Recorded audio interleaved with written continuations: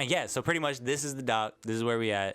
We were talking microphones. We're talking a couple of different sections. We got microphones, audio interfaces, headphones, and monitors, right? First of all, I do want to say this. Shout out ChatGPT, because I am not a talented person when it comes to making things look as organized as this with the emojis, the titles, the headings, subheadings, all that. But this information though, this information comes from the heart. Stuff that I've worked with personally, stuff that a very like reputable person that like I know personally has recommended to me and I've done like research on, or just gear in general that I've done research on and I believe will perform very well in like very specific like use cases for people, because you never know what people are going to use it for type deal, right? We're going to just start off with the Rode NT1. This one I really recommend because I use this one starting off in my career recording myself. Rode is a very reputable brand as well. They work very well when it comes to like field microphones as well as like lavalier mics, things of that nature.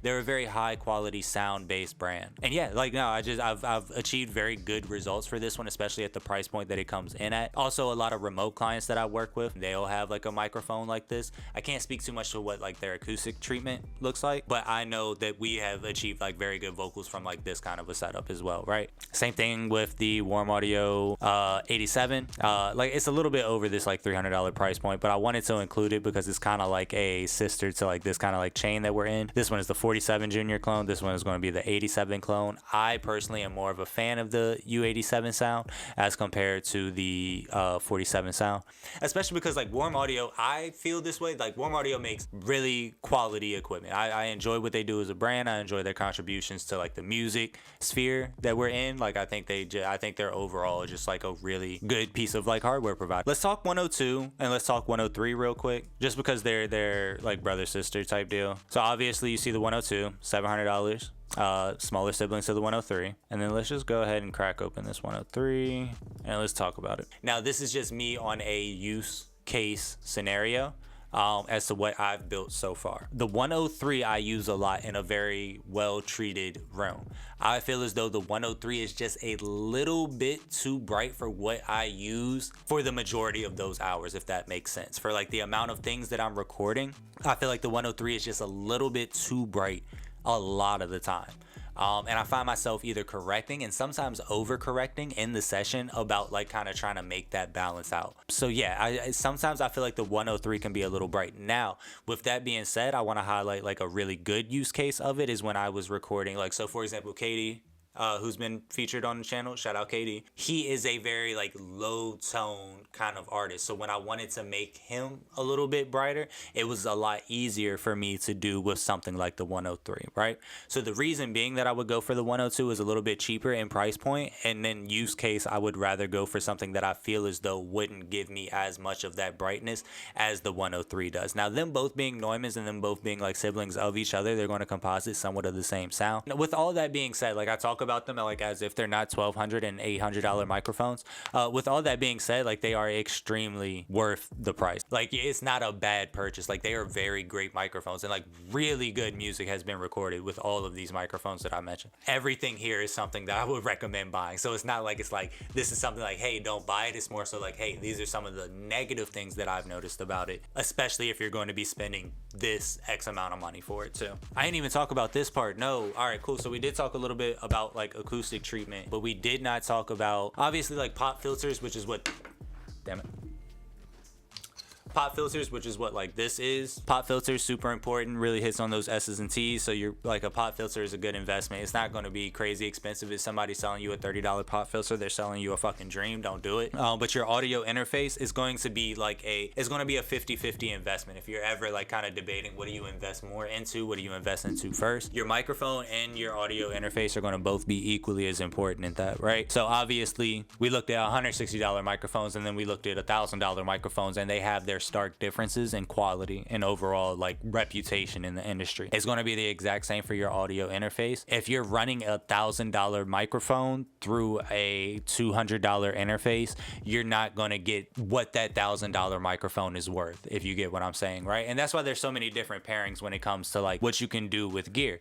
If you see my clip, you know the clip. Focusrite is just as representative of our audio community as Neumann. I'm gonna say it. I'm gonna be the one. Focusrite is just as important as Neumann, Universal Audio, Yeah, that's about all I got. That was off the top of my head. I was freestyling I was freestyling the hot take. That's honestly all I had. Everybody's had a Focusrite. If you don't know, let me go ahead and pop the link open. You're gonna see it when you see the Scarlett. Bye y'all. Oh, I'm sorry. The most price budget affordable audio interfaces that if any time in a pinch gotten you a pretty decent quality recording. It's very portable. It does what it needs to do. It has different monitoring outputs. I don't even know what these are. Air safe auto, those weren't there when I was using it. What are those? What have you been up to, Focusrite? I feel like you've been cheating. What have you been doing? You out here upgrading without me? I went to Universal Audio. You added an air mode. What is an air mode? What are we doing? You know, like I feel bamboozled. If I had known you were doing an air mode, you know, I might gotta come back. I might gotta see what you're doing. You might gotta I might gotta take you on the road with me. You know, when I go out of town, I can't take the UAD everywhere with me. You know what I mean? I can't take the UAD everywhere. I might gotta take the Scarlett with me when I go out of town. Like, I don't know what you've been on, but you might gotta be on me. Don't ever buy a bundle. Bundles are not worth it. At no point in time would this bundle be worth $329. In my opinion, I feel like these are going to be like, we'll talk about headphones, but I feel like these are going to be like in one of the sections on, like I have it on the Google Doc that says do not buy.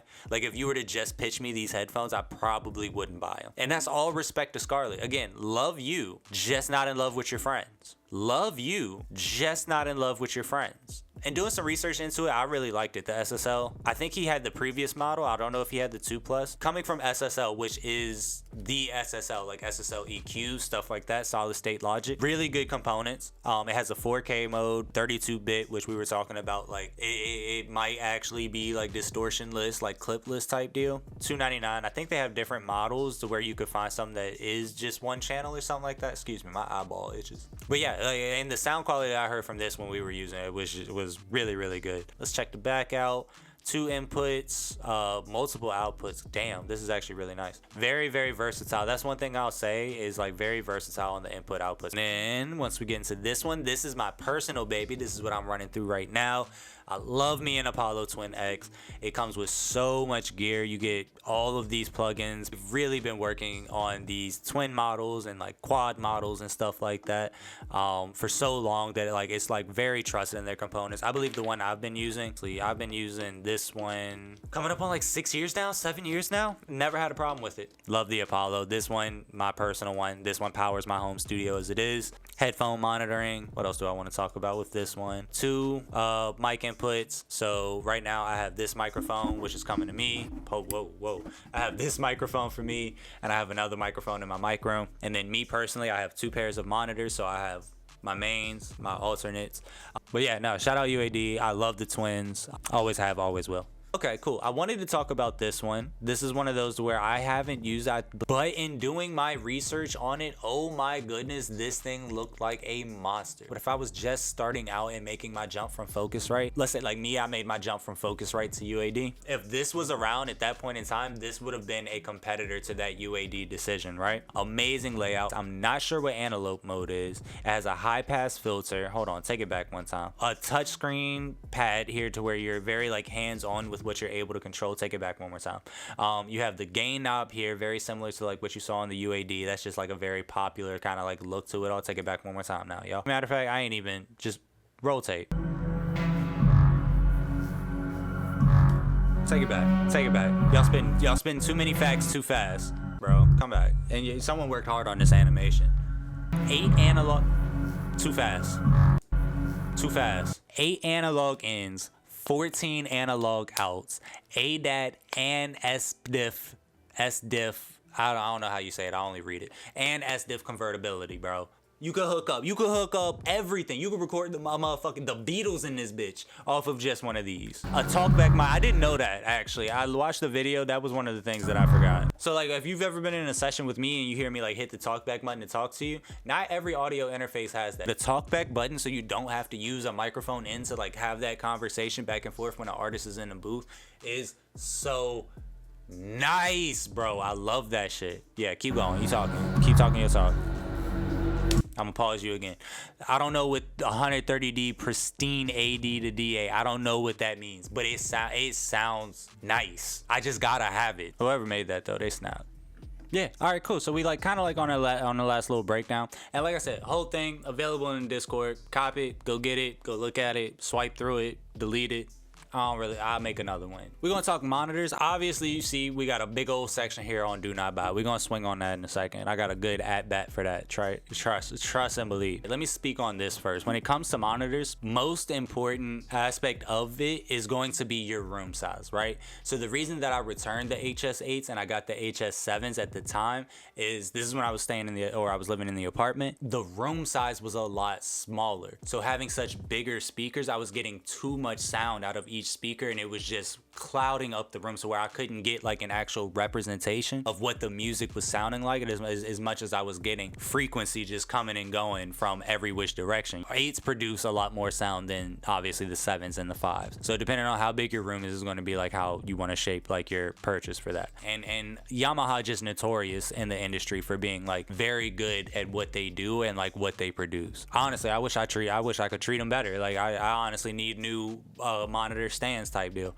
But yeah, I love Yamahas, bro. These I've used very minimally, Focals that is. Very industry love pair of monitors, and they have a lot of different tiers. Again, you want to look at like kind of like size to room. So yeah, personally I've used the twins. Really enjoy. They're completely different when you're going from Yamahas to Focals, or you're going from Rockets or KRKs to Focals. So it's a completely different sound, but it's not like it's determining your mix kind of sound. If you've been able to mix on like a pair of Yamahas, then mixing on something like Focals is very like not too crazy, few and far in between, right? Now we're gonna talk about the KRKs. You see these in every music producer's bedroom. They again almost like a staple in the industry is the KRKs. I personally keep a pair. I don't use them as much for mixing. I actually don't use them at all for mixing. I have the KRK 5s Gen 2 or either Gen 3. I'll say like KRKs are very, very low end dominant. If you want to make some shit shake, a pair of 5s will hit like a pair of 7s. I can promise you that.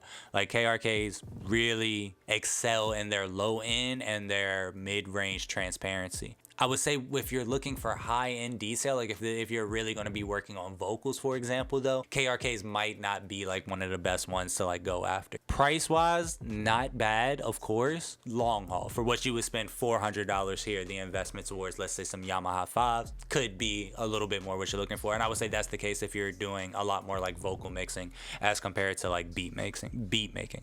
It has been real. I enjoy doing stuff like this. Like I said, it was just going to be a quick little stream, quick little like conversational piece. I know it was mostly me conversing, and I just wanted to like have like a visual representation of what I was dropping into the Discord. So yeah, I'm looking like this Google Doc's going to stay around for a while. Hopefully I'll add to it over time, especially with things that I try, things that other people recommend, stuff like that. So I appreciate everybody who tapped in, gang. I appreciate you all. Everything's been good. Everything's been good over here. Camera quality is coming through. Stream is looking great. I'm gonna keep the live up for a little bit. But yeah, other than that, gang, I appreciate everybody. I appreciate everybody who tapped in. Appreciate everybody who told me to like hit them up, tell them some links and stuff like that, bro. Have a happy Monday. I hope everybody has a good one. I will get up with y'all soon. And yeah, I'll get up with y'all later. Peace, y'all.